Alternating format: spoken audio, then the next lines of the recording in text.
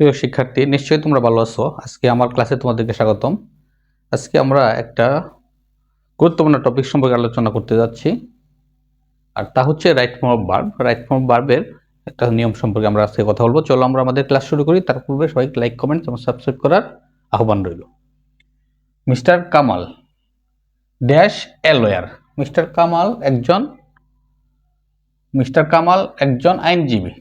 এখন ব্র্যাকেটে দেওয়া আছে বি, তা বি যেহেতু দেওয়া আছে, এখানে আমরা বি ভার্ব ব্যবহার করা লাগবে। Am is are was were. আমরা যদি বলি মিস্টার কামাল হয় একজন আইনজীবী, তো প্রেজেন্ট ইনডিফিনিট টেন্স, হ্যাঁ এটাই অর্থ ম্যাচ করে বা মিলে। এক্ষেত্রে আমরা যদি লিখতে চাই, আমরা কি লিখবো? মিস্টার কামাল বি ভার্ব, যেহেতু am is are was were, be being, been, এগুলো হচ্ছে বি ভার্ব। এর মধ্যে আমরা যদি ইজ ব্যবহার করি তাইলে উত্তর হয়ে যায় mister Kamal is a lawyer. Mister Kamal একজন আইনজীবী। আর যদি আমরা পাস্ট সেন্স ব্যবহার করতে যাই তাহলে আমরা কি বলবো? মিস্টার কামাল একজন আইনজীবী ছিলেন। তাইলে যেহেতু মিস্টার কামাল একজন ব্যক্তি, অর্থাৎ সিঙ্গুলার, এবং যেহেতু এটা আমিও না তুমিও না, আমরা জানি কি আমি তুমি ছাড়া ববে আছে যারা, থার্ড পার্সন তারা, অর্থাৎ আমি তুমি বাদে পৃথিবীতে যা আছে সব কি থার্ড পার্সনের অন্তর্ভুক্ত। যেহেতু এটা আমি না বা তুমি না, অর্থ হচ্ছে এটা থার্ড পার্সন। যেহেতু একজন ব্যক্তি, অতএব এটা কি সিঙ্গুলার। এক্ষেত্রে আমরা পাস্ট সেন্সে যদি লিখি তাহলে আমরা ওয়াজ লিখতে পারবো। Mister Kamal was a lawyer. আমরা যদি কোথাও কোনো ক্ষেত্রে এরকম সেন্স ব্যবহার করা লাগে যে তিনি মুখ ছিলেন, ওইটা ছিলেন, এক্ষেত্রে ওয়াজ ব্যবহার করবো বা ওয়ার ব্যবহার করবো। আর প্রেজেন্ট টেন্সে am is are, I am a student, আমি একজন ছাত্র, আমি টিচার, আমি একজন শিক্ষক। তাই যদি বলি আই ওয়াজ টিচার, আমি একজন শিক্ষক ছিলাম অতীতে, তাইলে ইজ অথবা ওয়াজ ব্যবহার করব, যেহেতু এনে সিঙ্গুলার আছে বিবার থেকে।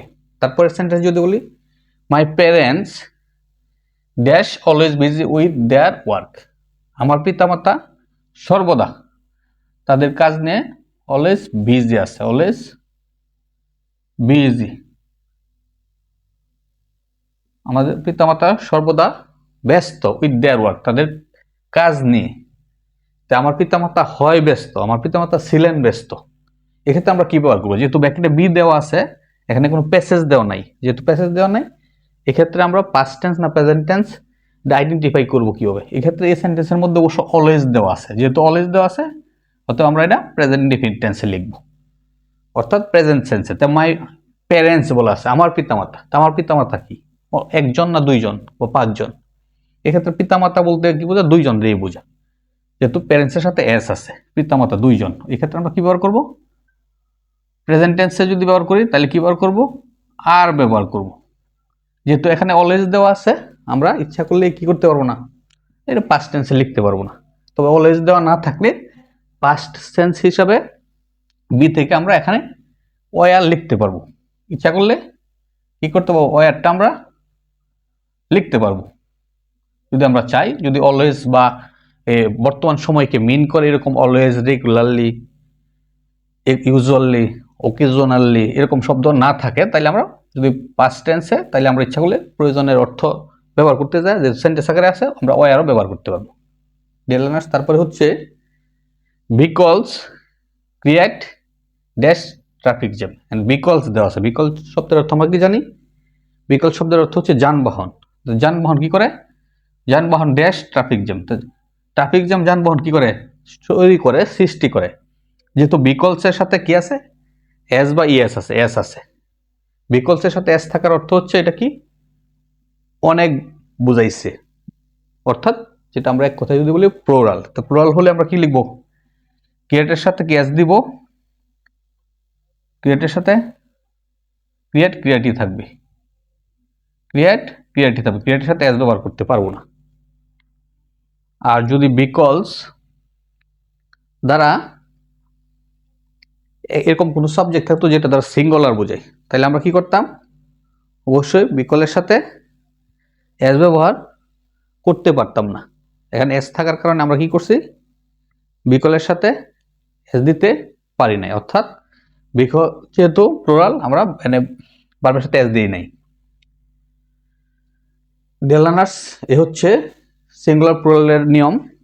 আমি এখানে লিখছি ভার্বের সাথে এস বা ইএস থাকলে সিঙ্গুলার, অর্থাৎ ভার্বের সাথে যদি এস বা ইএস থাকে তাহলে সিঙ্গুলার হয়। অর্থাৎ ভার্ব যে আছে ভার্ব, এগুলো যখন আমরা এখানে ব্যবহার করব, এরকম কোনো ভার্বের সাথে যদি এস বা ইএস যুক্ত করি তাহলে আমরা বুঝবো ওই সাবজেক্টটা কি সিঙ্গুলার, মূল ভার্বের সাথে।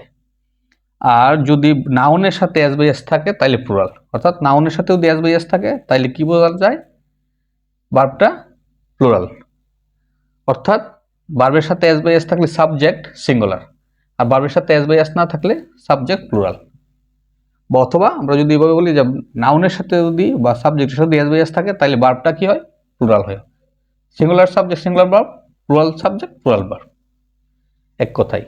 এখন পাস্ট টেন্সের সময় এরকম হইতে পারে যে প্লুরাল বা সিঙ্গুলার যাই থাকুক, এখানে ভার্ব পাস্ট ফর্ম হলে তো আমরা এটা সিঙ্গুলার প্লুরাল যাই হোক ভার্বে বি টু ব্যবহার করবো। এই ক্ষেত্রে আমরা মূলত বুঝবো কি যে ভার্বের সাথে যদি এস থাকে তাহলে সিঙ্গুলার বুঝে সাবজেক্ট, আর যদি মূল ভার্বের সাথে এস বা এস না থাকে তাহলে আমরা বুঝবো সাবজেক্টটা প্লুরাল।